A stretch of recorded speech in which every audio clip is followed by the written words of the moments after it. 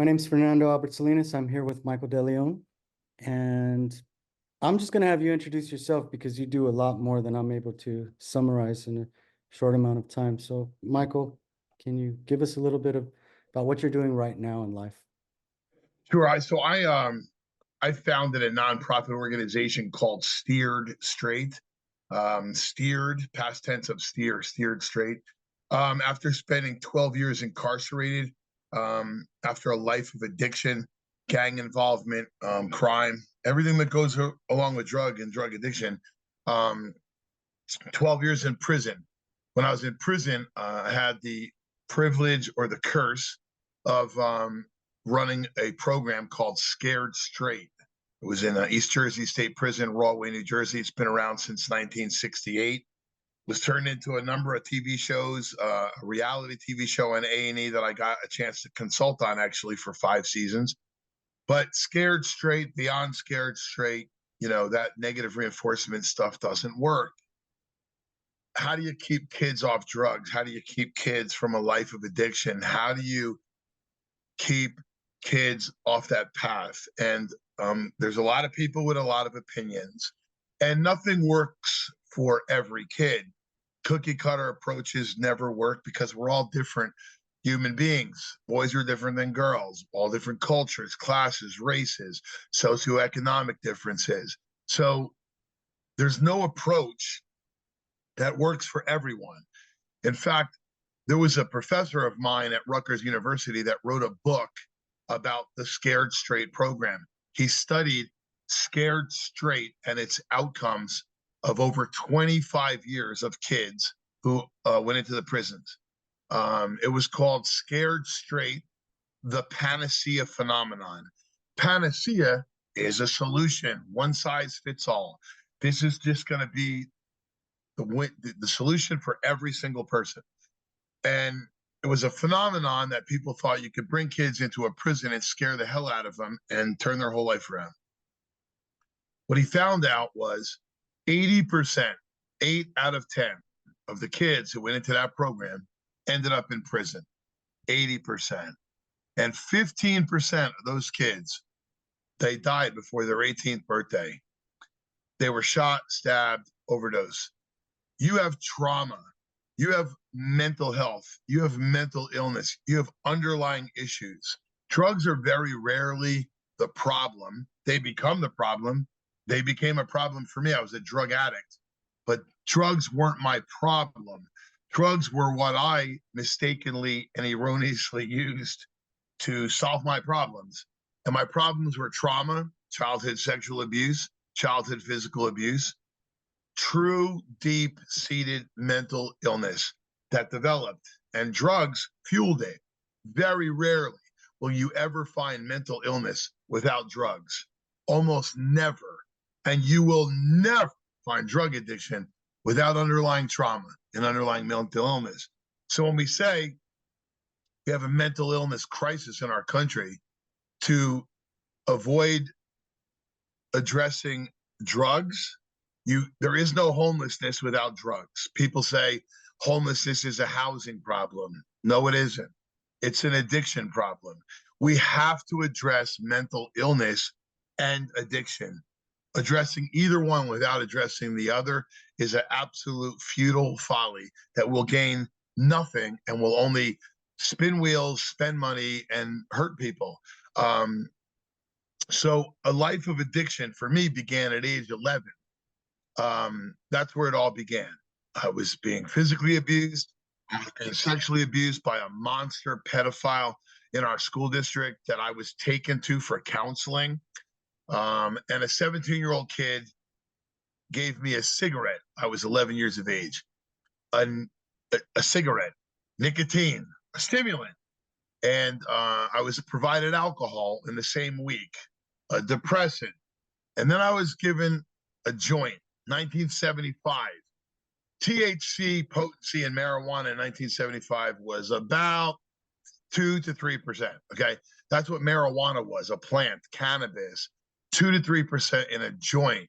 Wasn't good for me, but I was provided this psychedelic hallucinogenic molecule inside of a joint called marijuana, right? So I was given a stimulant of nicotine, a depressant of alcohol, and a hallucinogen of THC on my 11-year-old developing brain while I was in the grips of trauma. A perfect storm. So I was on pills by 12, cocaine at 14 years of age. I was shooting cocaine at 16. I was shooting heroin at 17 years of age. And 2 days before my 19th birthday, I met the devil. I call meth the devil. And I met meth and heroin and cocaine and crack, pills and mescaline and quaaludes and weed and alcohol and nicotine took me on a journey. And that journey lasted from age 11, full-blown addiction at age 18 for another 10 years till age 28 when I ended up in prison. And I did 12 years in prison. The years of addiction didn't just destroy my life, it destroyed my family's life. I got involved in drug and gun distribution. I was running guns and drugs all over the East Coast, being investigated by state and federal agents. And I ended up getting involved in a gang in Newark, New Jersey. And because of a drug deal that I had set up that went sour, 2 kids were sent to kill me because I got another kid killed. And 2 kids were sent to kill me. When they came to my house, I was off on a drug binge, and they strangled and murdered my 63-year-old mother. I had moved back in with my mother because I had nowhere else to go. My wife came to her senses and left me, took my kids, and I moved in back with my vulnerable, naive, 63-year-old retired mom. And she was home when they came to look for me, and they killed her.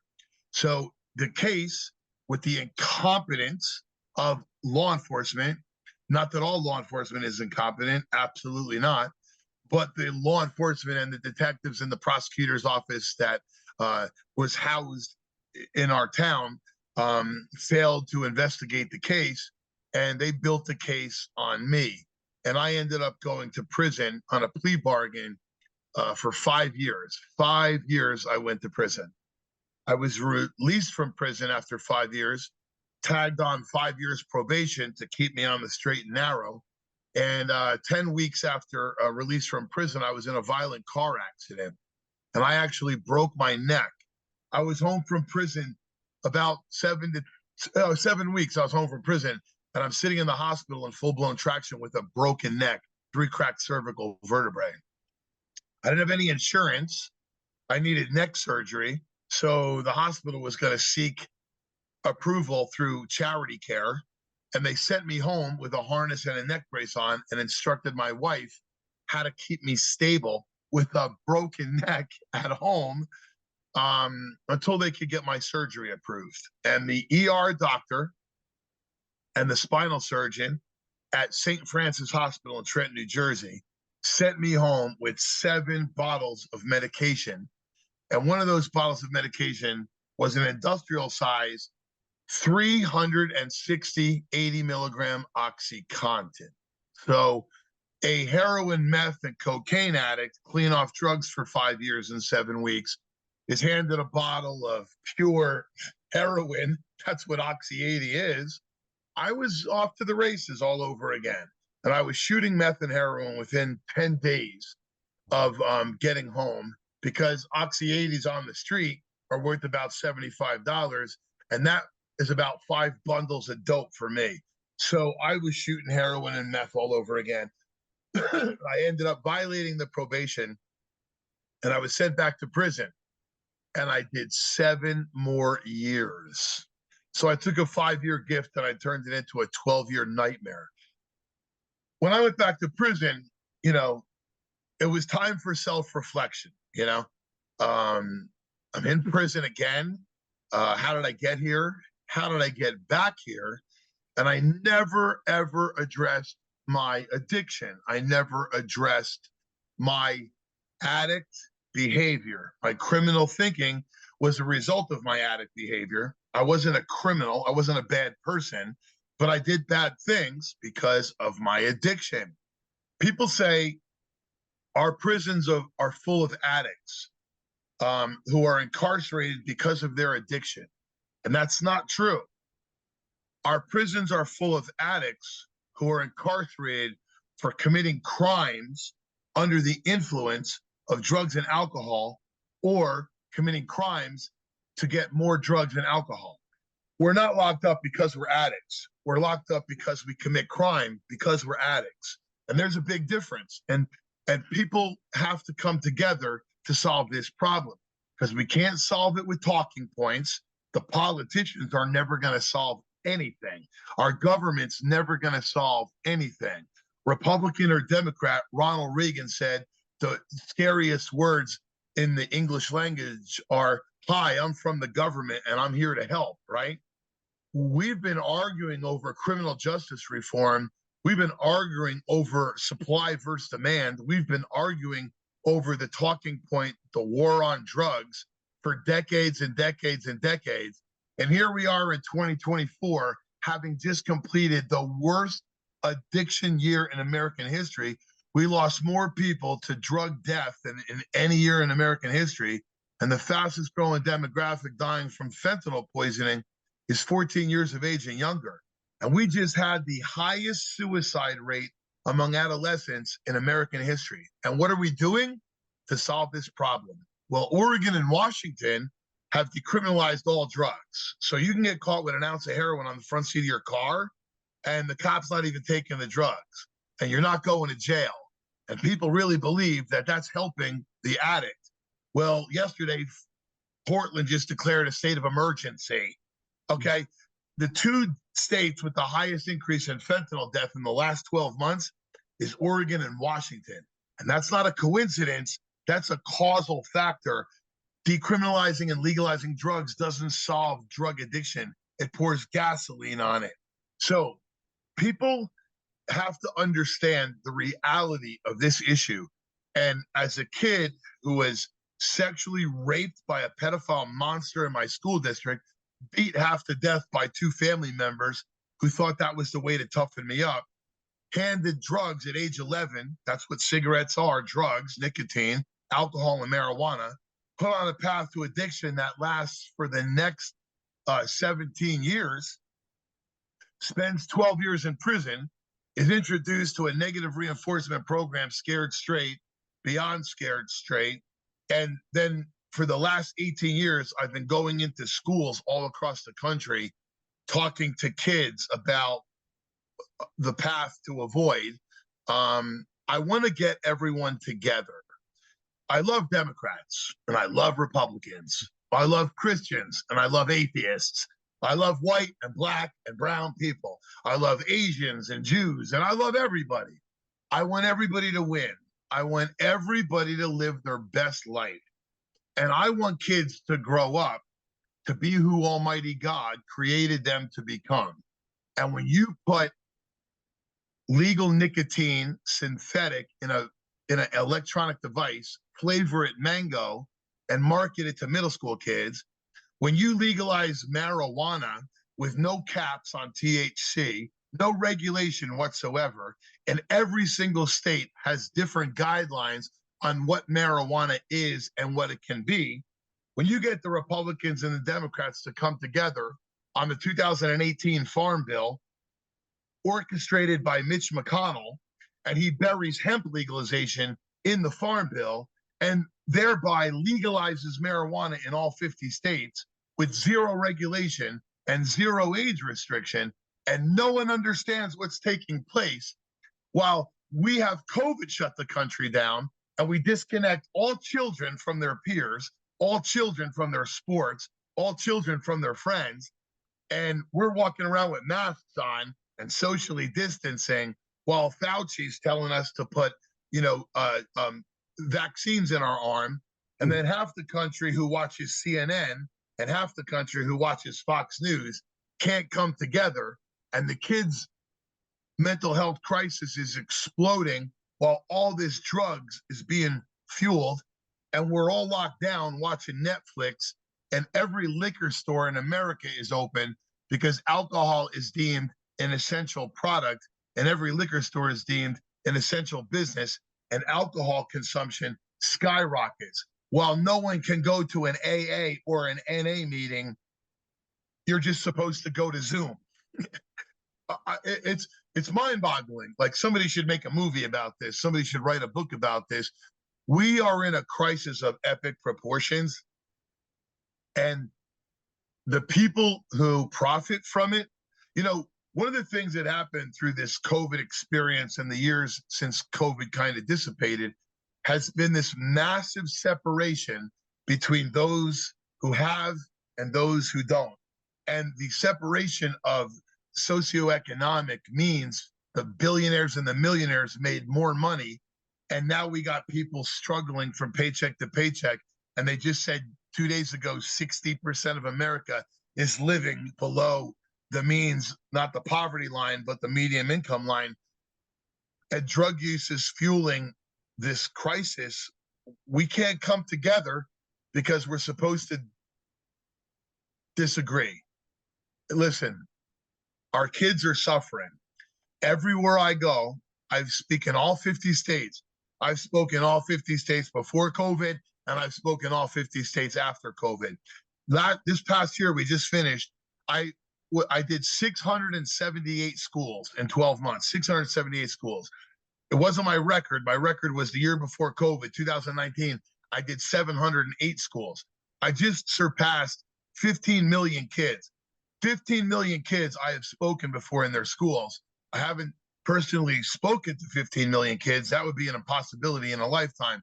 But I've spoken to tens of thousands of kids one-on-one directly that come up to me. We had about 30 kids line up to talk to us after the presentations today. And they're all telling us the same stuff. And social media, TikTok and Snapchat and Instagram and Facebook and all these things that are raising the kids, while they're more disconnected than ever, we didn't help them disconnect, and now they're having a hard problem reconnecting, and we're not addressing it. And not a single state in America, not one single Department of Education in all 50 states changed the lesson plans for school. So like in California or New Jersey or Michigan, where you brought these kids out of their school, you took them out of their life for some places 2 years, they missed those years. When a fifth grader in May of 2020 was removed from school, and then he virtually learned all through 6th grade, and in some states they virtually learned all through 7th grade. Now they're in 8th grade, and you're teaching them 8th grade math, 8th grade English, and they really didn't get 6th or 7th grade, because anyone who thinks that kids virtually learned, they don't understand kids. So they're anxious, so they say they have anxiety. They're depressed, so they say they have depression. So what is mom and dad's answer? The primary or the pediatrician starts shoveling psychotropic drugs down their throat. Xanax, Klonopin, Valium, all these drugs, Ritalin, Adderall, Concerta, Vyvanse, Strattera, shoveled to these kids. And then the kid never gets honest with the pediatrician and lets the pediatrician know they're vaping, or they're vaping weed, or they're eating edibles, right? Or they're drinking. And so now you have a drug-to-drug interaction with the drug that they're being prescribed. It's out of control, and fentanyl is pouring into this country. So we're in this perfect mess, this perfect storm, and our kids are suffering. And we have a mental health crisis, not just affecting kids, affecting teenagers, affecting parents, affecting adults, affecting teachers, affecting cops, affecting corrections officers, affecting everybody. We have to come together. You mentioned a war on drugs. Yeah. Is the war on drugs a solution? What should we be at war with at this time? Or addiction. Yeah. I'm very schooled on the war on drugs. I have hours and hours and hours of Bush, who was running the CIA, and President Nixon. President Nixon went to a conference in Washington, D.C. It was a social worker conference, right? The week the announcement comes out on the war on drugs. And there's footage of President Nixon in a press conference at the White House. Actually, it wasn't at the White House. It was at a hotel down the street from the White House where he went to this conference. And President Nixon, days before the war on drugs was announced, literally says, maybe, just maybe, locking people up who are addicted to drugs is not the answer. Like he said that. I put it in one of my movies. It's called An American Epidemic. President Nixon, before the war on drug was declared, he said maybe locking up addicts is not the answer because he was schooled in a conference. He actually went to sessions at the social worker conference. So few people even know about this, right? He was on the fence, right? The war on drugs was a complete success for what it was intended to do. It wasn't intended to fight addiction. It wasn't intended to help people, get over addiction or fight drugs. The purpose of the war on drugs was to build a prison industrial complex. That's what the purpose of the war on drugs was. And it worked perfectly. It worked perfectly. The war on drugs was a complete success because it wasn't supposed to fight drugs. It was supposed to build an industrial complex. Many people were behind it because they wanted to lock up Black and brown people. Many people were behind it because they wanted to lock up addicted people, addicts, the mentally ill. We were in a big shift in this country, moving away from asylums and locking up mentally ill people. And the best way to do that is to lock them up in prison for drugs. The war on drugs, the purpose of the war on drugs was to build a prison industrial complex, and it worked perfectly. People think the war on drugs was to solve addiction. It was never a war on drugs.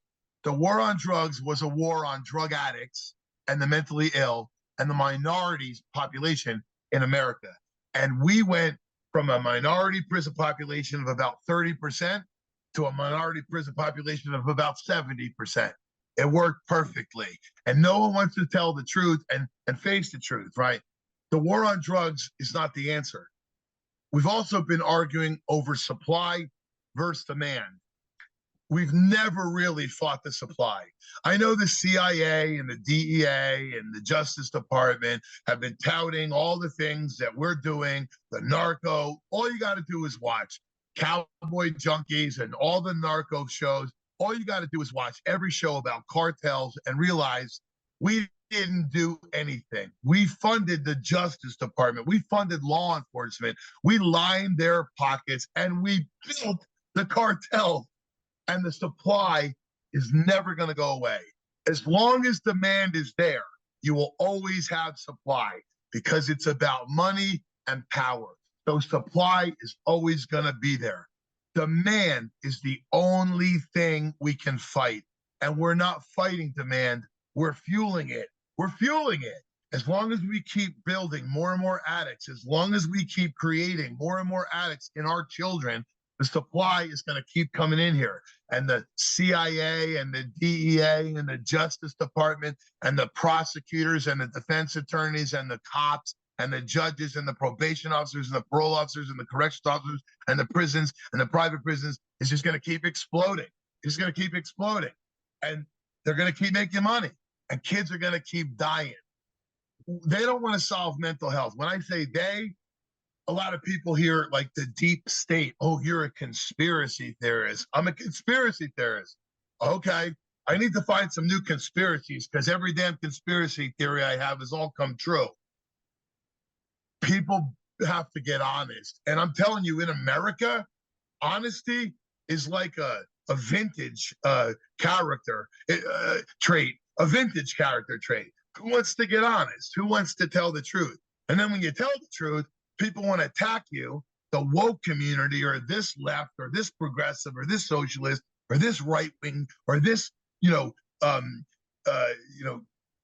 Hannity junkie over here. They want to attack you. And people, honestly, and I totally understand this, people say, screw it. Why fight it? Why fight it? I'm just going to sit back and raise my family and build my retirement and make sure my kids are okay. And I'm not going to get involved, and I'm not going to be an advocate, and I'm not going to fight. Why? Why bother? When you get attacked, you get attacked. Well, I don't get paid for what I do, so you can't attack me. I don't have many friends. Okay, I'm not looking for friends. All I want is every kid in this country to grow up and live a long, happy life.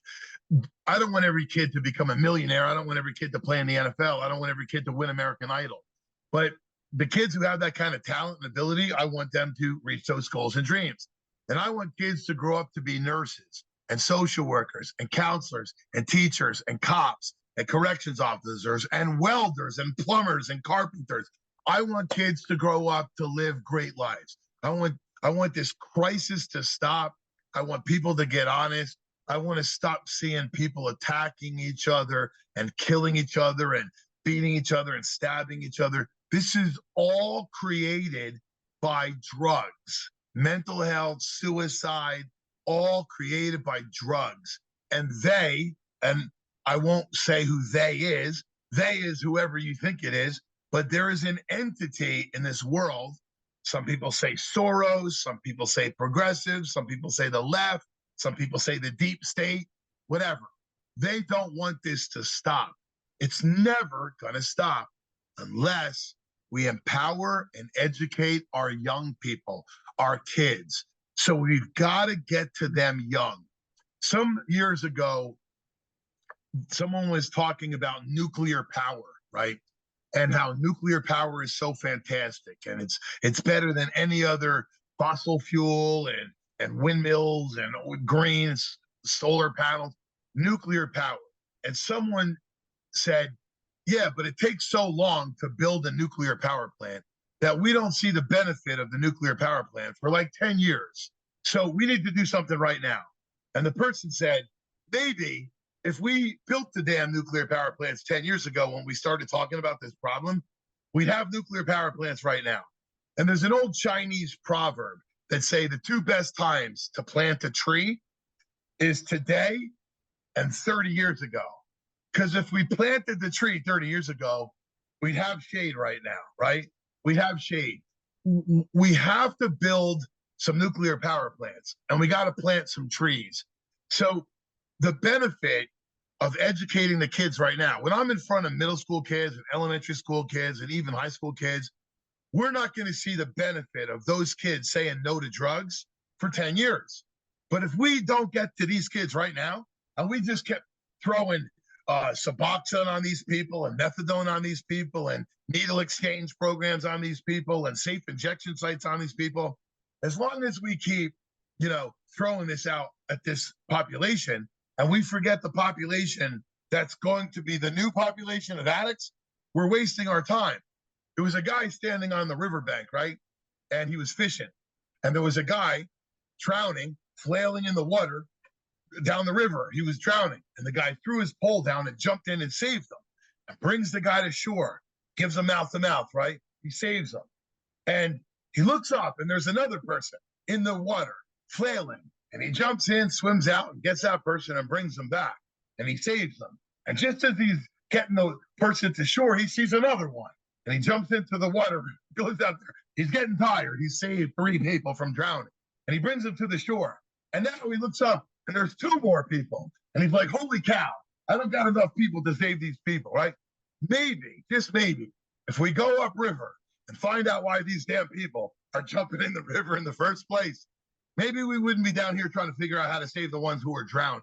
Mm-hmm. I don't want to forget the ones who are drowned. I don't. I want to save them, right? But if we don't go up here and figure out why these people can't swim, we're never going to save everybody that's drowning. You mentioned we have to get to the kids.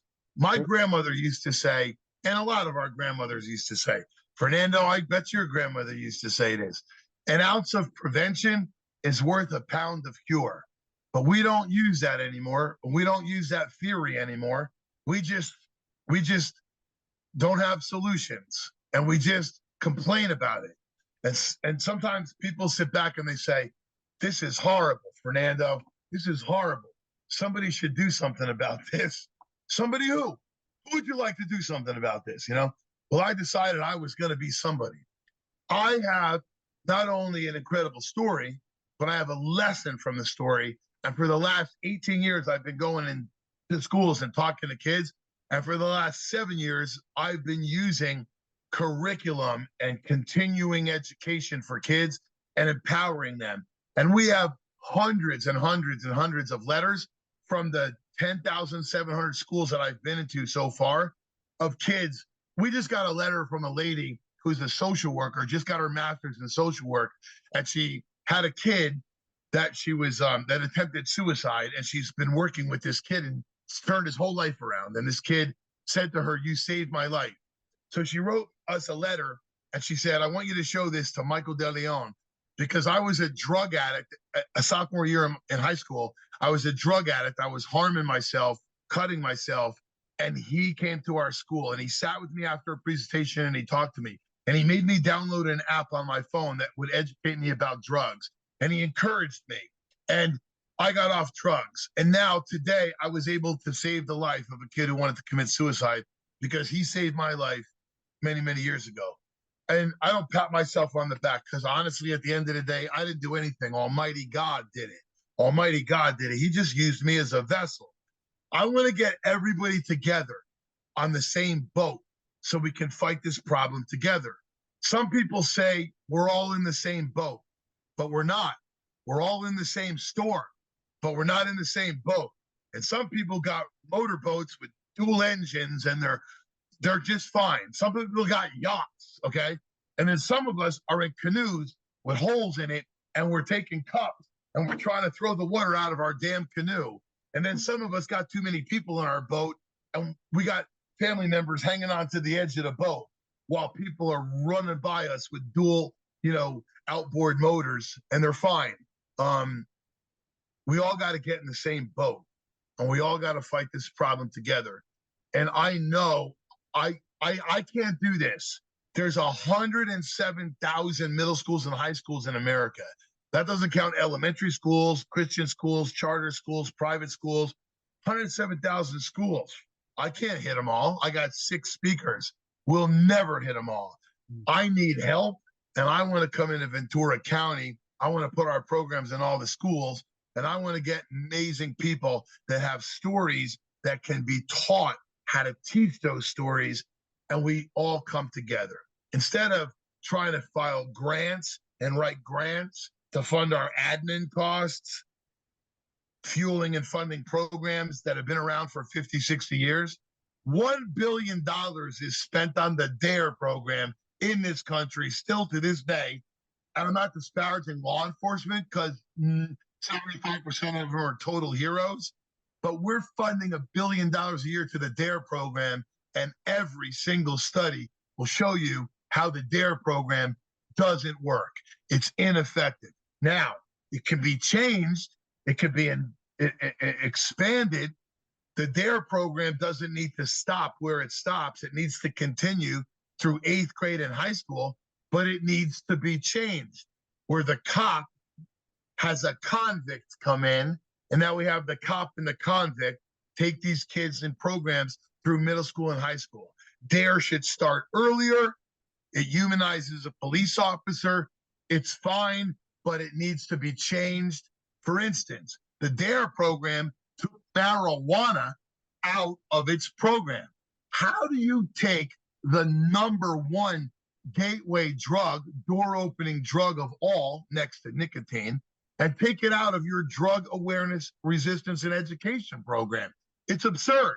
So we need to fix programs that are ineffective. I want to do that. I don't want to compete, because when it comes to children, there's no competition, man. They are our future. Black, brown, Asian, Christian, Muslim, Nation of Islam, Scientology, and Mormon kids, all kids, they are our future. We got to save them all. So let's come together. And those right-wing people and those left-wing people, we need to kind of get them out of the damn conversation. And then we need to come together, and we all need to come and agree on what we can agree on. And I know that Democrats and Republicans, conservatives and liberals, progressives and real white wing people, I think we agree on about 80% of everything. I really do. I think if Rachel Maddow and Sean Hannity sat down at a table, at the end of the day, I bet you they'd agree on 80% of what's good for this country. And the 20% that they can't agree on, man, let's just move that to the side for a second. Let's move that to the side and let's just focus on the 80%. I'm not smart enough to figure out how to solve that 20%, but I damn sure can tell you how we solve this 80%. So I'll handle this, and the really smart people with the degrees, and I have a couple degrees, but not like the big ones, let them handle that stuff. You know what I mean? Yeah. So it sounds like education and a lot more unity is needed in order to solve this addiction problem that we're having, not just with youth, but that's where your focus is right now, to prevent that youth from becoming addicts in the future. Yeah. The education. Yeah. And coming together, because what and who are our kids watching? You know, I mean, just turn on the news and listen to these Republicans and Democrats going back and forth. But then we want to come into the school and tell kids not to bully. Don't bully. Or we have big signs in our schools, be kind. Be kind. There was a billboard the other day we were driving by and it said, when you can be anything, be kind. Okay, great billboard, great message. But all I got to do is turn on the news, and that's not what kids see. That's not what kids see. These people in Washington are clowns, Republican clowns and Democrat clowns. They're clowns. And all they do is attack each other. Because at the end of the day, what do they really care about? Money and power. And they want to make more money and have more power, so they make sure they stay there. And then if they don't stay there, they go work for the lobbyists and they still stay there. This is absurd. This is absurd. And our kids are suffering. Vaping is a crisis in our country. We were just in California, last week. And everywhere we go, all 50 states, I go into smoke shops and vape shops and gas stations. I take pictures. I buy products. I buy gummies. I buy edibles. And I send them to labs and test them, right? At my own expense, out of my own pocket. But we're in California. We're in LA. And we walk into a vape shop. Flavored vapes are banned in California. Flavored vapes are banned in California. So we walk into a vape shop, right? And there's, I don't know, I don't want to exaggerate, 250 flavors on the shelf. And so I said to the girl, I go, Elf Bars, Blueberry Raz, Lemon Meringue. And she, like, let me see that. Elf Bar, Blueberry Raz. This is not supposed to be sold in California. There's a ban on this in California. She's like, yeah, all this is banned. All this is banned, but you're selling it. She goes, yeah, no one's enforcing the ban. And she's right. No one's enforcing the ban. We went to 8 vape shops. They don't have it out like in where I am now in Kentucky. You walk into a vape shop. We'll go into about 6 vape shops tomorrow. You walk into a vape shop in Kentucky. It is like the Baskin Robbins of flavors, right? California has banned all flavors. It's still being sold in vape shops in California. There is no ban. There's no ban. That's the politicians saying that they're doing something that they're not doing, We've got to come together. How can we do that? I just think I'm trying to get more people of color, more people of other races, more people who speak different languages, so we all look different. I'd like to stand next to, the whitest guy in the world and Bob Marley on my left and Democrats here and Republicans here and Louis Farrakhan behind me. And I mean, everybody, I don't care. I don't agree with everybody's political views. I don't believe with everybody's, religious views. I don't believe in everybody's socio-economic views or social issues, right? But I respect everyone's opinion and I respect everyone's belief. And so, like I said, why don't we just come together and everybody could be against.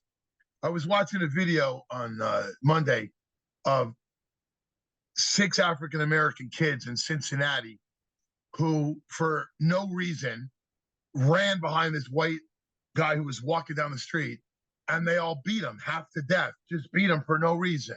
Beat him. And so you can look at that video and you can get outraged.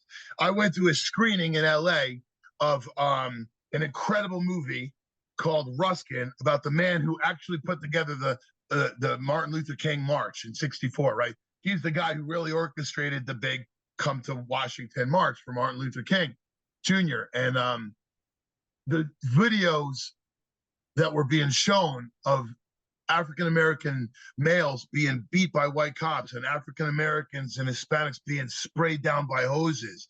You can watch that and you just get angry. You get furious, right? So 64 and 2024, what's the difference?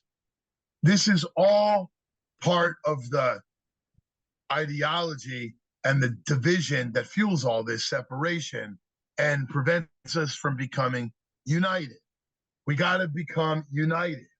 I just think if we get a lot of people from a lot of different backgrounds, you know, culturally, racially, religious, politically, just come together, you know, just come together. I think we can solve this problem. I really do. And if we get rid of the demand, and the only way we do that is with our children, if we get rid of the demand, the supply will not be there. They're not flooding cocaine and meth into this country because it's not being used. It's flooding into this country because there's a demand for it. Vaping is not going away because there's a demand for it. Why? They're addicted. These kids are addicted, you know? If we all stopped eating the garbage that convenience stores are selling, convenience stores would all go keto. They would. They'd start selling fruits and vegetables in every convenience store in America. Why don't they do it? Because we buy Swiss rolls and oatmeal cakes and the garbage. As long as we keep buying it, they're gonna keep selling it. We've got to change. We've got to change, but we can't just talk about it. We've got to do it. We got to do it. You know, I love those people who got those New Year's resolutions. January 1st, I'm getting a Planet Fitness membership, and I'm going to be there. By January 17th, there's not a soul in the damn spa. You know what I'm saying? I tell people, don't put your resolutions January 1st. New Year's resolutions should be made February 1st. Because if you go to the gym February 1st, listen, you're not waiting at any machine. Okay. Let all the people who got those New Year's resolutions quit. And then you go in and, you know, stick to your commitment. We got to come together and save these kids. Because if we don't save them, we're doomed. I once heard you say there's no chemical solution to a spiritual problem. Can you speak a little bit more about that? I think you have, but I have a feeling that you could expand on it a little bit more. Yeah, you know, it's such a controversial subject. Psych drugs, anxiety drugs, antidepressant medication. You know, I was in an airport last year and I needed something to read. And I go to the bookstore and I see Newsweek magazine, right? And the cover of Newsweek magazine says, "Hooked on hype. Antidepressants work no better than sugar pills for most of the 43 million Americans who take them." I almost fell over. First of all, very surprised that Newsweek magazine would speak the truth about Big Pharma when Big Pharma funds most of these magazines, right? I go, oh my God, they're telling the truth. Antidepressants don't work better than sugar pills for most of the 43 million Americans who take them. I bought two because I wanted to frame one, okay? And I read one. I didn't even make it to the plane. I read the whole article before I even got on the plane. So the following week, I'm at another airport and I need something to read for the plane. So I go over to the bookstore and there's the next week of Newsweek magazine. And it says, "The anxiety epidemic. More than 1 in 3 Americans report alarming levels of stress. Science can help." I didn't even buy it yet. I had to go read what science. What do you mean? Science can help?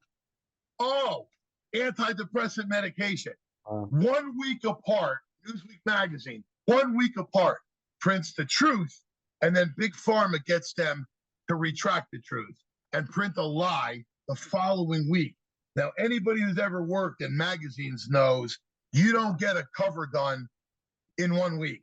Your magazines are set up months in advance, unless Matthew Perry dies, okay?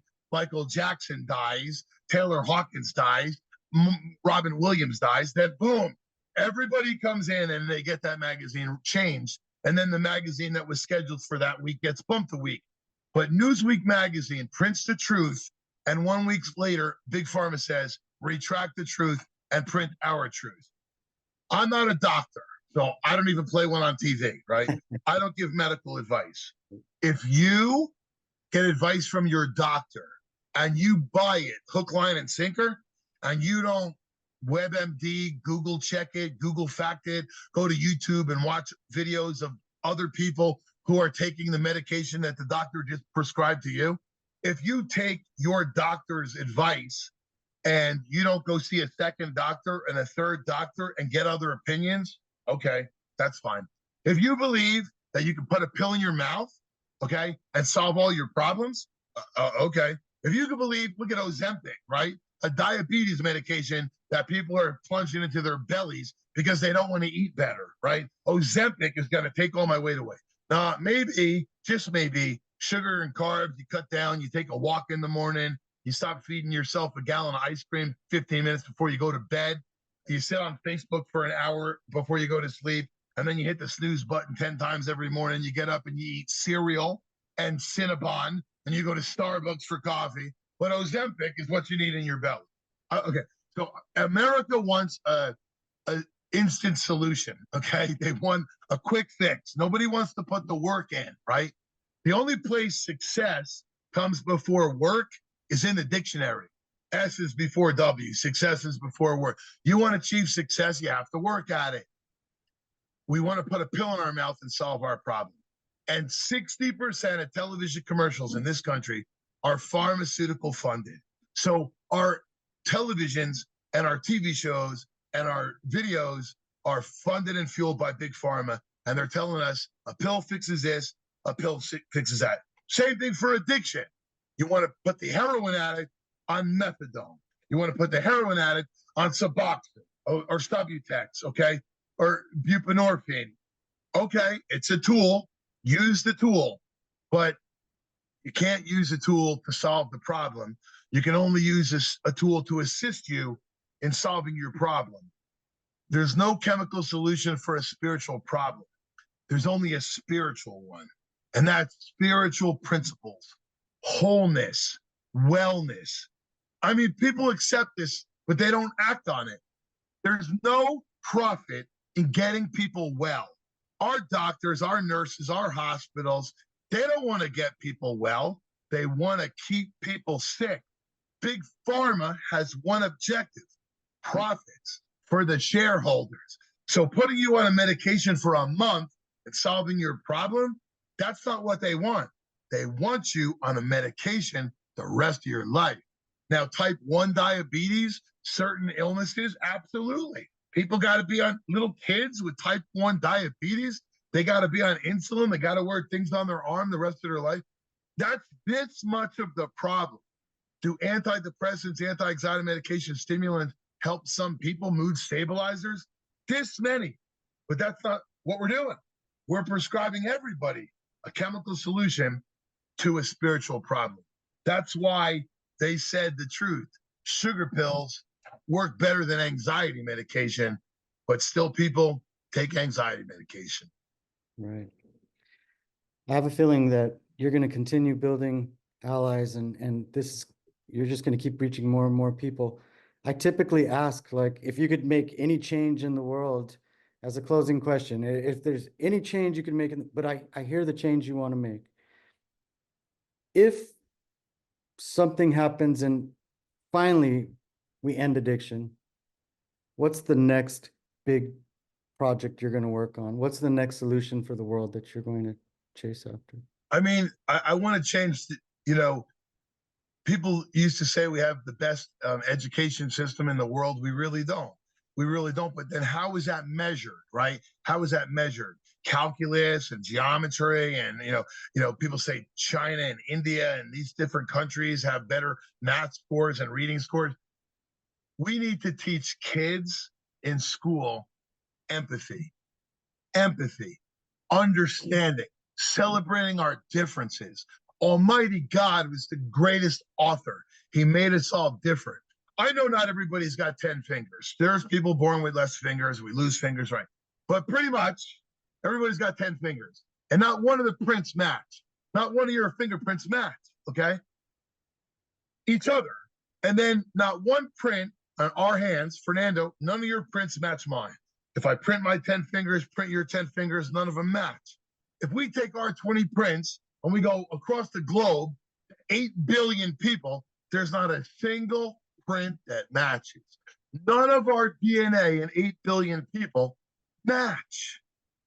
That's how unique we are. We don't teach kids about DNA, about fingerprints, about their uniqueness.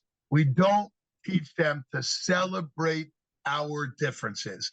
And they want to divide us. And color, people say, why is racism, why is it so easy for them to fuel? Because it's the thing you see. It's the first thing you see, right? We all bleed red, baby. We all bleed red. Our skin color is irrelevant. The only place we should separate color is in the laundry. In the laundry. We shouldn't separate color. We should celebrate. We got to teach our kids that. And we don't need to do it on Red Ribbon Week or Respect Week, 1 week out of the year. I'm not saying geometry is not important or algebra is not important, but I have never, since middle school, needed to know how to structure a sentence or which and what as a prepositional phrase or the subject and the object of a sentence. I have never had to worry about letters and numbers together. Okay. I don't want to eliminate everything that we're teaching kids, because algebra, statistics, geometry, it's all important for the cognitive ability and the enhancement of our brains and learning. Okay. Reading, spelling bees, all important, but not at the expense of empathy, of coping skills, of understanding. I want to teach parents about protective factors and risk factors and internal, external, oh my God, the word, I'm so sorry, the word just went out of my head. Internal assets. We all have internal assets and we all have external assets. And we've got to teach kids to search for their gifts and whatever makes them happy, whatever fuels them. I had a girl yesterday, a middle school kid, and we're at this table, this cafeteria table, it's like 6 kids. And everywhere I go, if I have time in that, calm, environment where we're really not talking about drugs and we're really not talking about the brain. We're just like eating lunch, and we're just bringing up stuff. I ask kids what they want to be when they grow up, And 15, 16 years ago, when I was doing that, I had 80% of the kids tell me just what they wanted to be.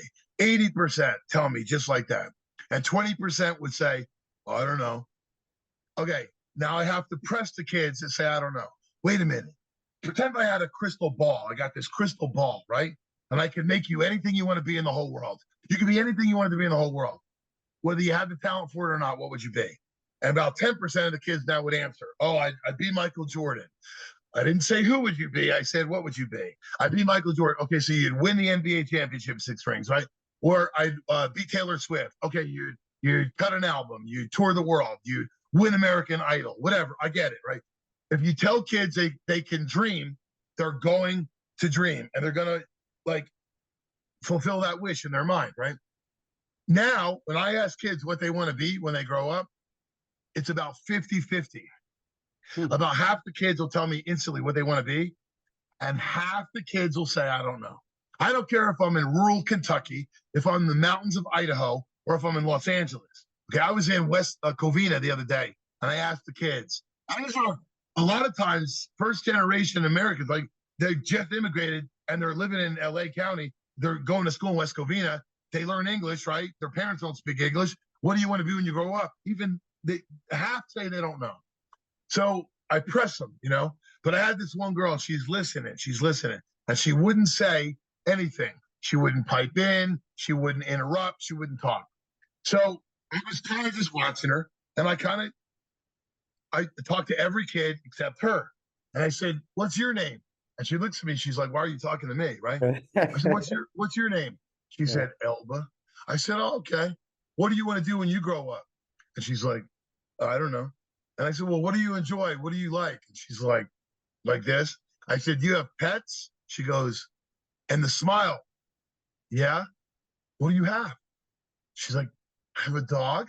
Like, "What kind?" Fernando, I'm telling you, I can't even show you the difference. You'd have to see it. She's lighting up. I'm like, "What would you like to be when you grow up?" And she goes, "I'd like to be a vet."